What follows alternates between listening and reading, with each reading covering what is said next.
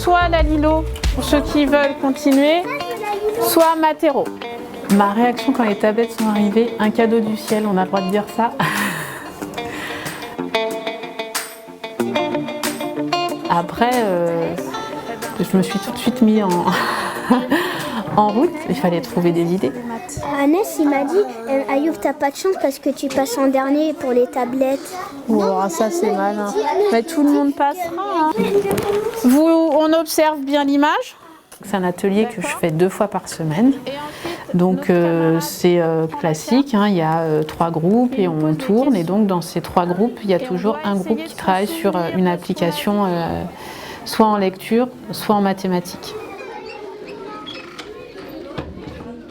Donc en fait, comme beaucoup d'applications, il y a un petit test au début et ensuite l'application va différencier le parcours de chaque élève en fonction des résultats et des progrès de l'élève durant les différentes phases de travail. Donc là, l'application de ce matin, c'était sur la lecture. Donc au début, c'est, on va dire, classique, c'est, on va lire des syllabes, des mots, et puis au fur et à mesure, suivant les progrès de l'enfant, on va passer sur la grammaire, du vocabulaire, de la compréhension. Il y a une autre application mathématique, ça fonctionne un peu sur un principe de, on va dire, ceinture de couleurs, en fait, avec à l'intérieur de chaque couleur plusieurs thèmes. Et donc les enfants doivent valider chaque thème pour passer ensuite à la ceinture. Et donc c'est très progressif, on va commencer sur des petits nombres et puis au fur et à mesure on va soit intégrer des nouveaux calculs, soit on va travailler sur des nombres plus grands en fait.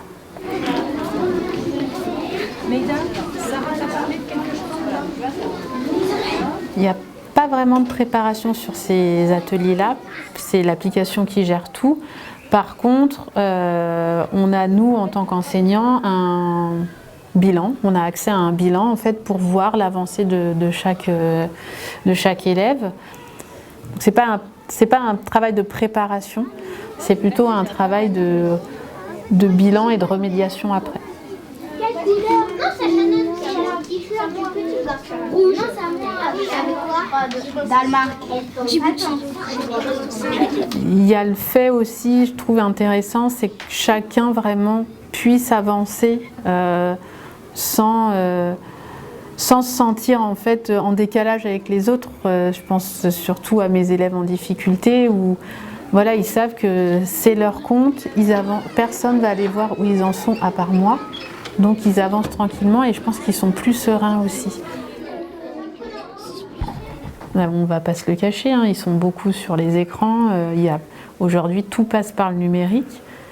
Et du coup, je me dis, peut-être que c'est notre rôle à nous aussi de travailler avec eux pour qu'après, il y ait un usage raisonné de tout ce numérique-là. Donc c'est... Allez, on va utiliser le gros mot, c'est de la formation aux citoyens.